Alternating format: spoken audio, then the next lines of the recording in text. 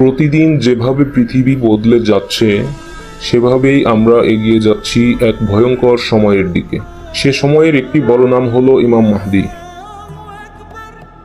কিন্তু প্রশ্ন হলো, তিনি কোথা থেকে আসবেন, কখন আসবেন, আর কিভাবে মানুষ বুঝবে এই সেই ইমাম মাহদী?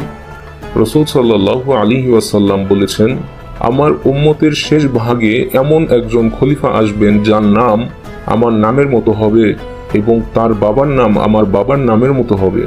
আবু দাউদ, তিরমিজি। তাহলে তার নাম কি হবে? মুহাম্মদ ইবনে আব্দুল্লাহ। একদম রাসূল সাল্লাল্লাহু আলাইহি ওয়াসাল্লামের নাম ও বংশের মিল থাকবে। হাদিস অনুযায়ী মক্কার পবিত্র কাবা শরীফের সামনে মুলতাজাম বা হাজরে আসওয়াদের পাশে তাকে বাইয়াত দেওয়া হবে। শুধু তিনিই নন, সেই সময় আল্লাহর এক অলৌকিক ইশারায় কিছু নির্দিষ্ট লোক মক্কায় এসে তাকে খুঁজে পাবে এবং জোর করে তাকে নেতৃত্ব গ্রহণে বাধ্য করবে।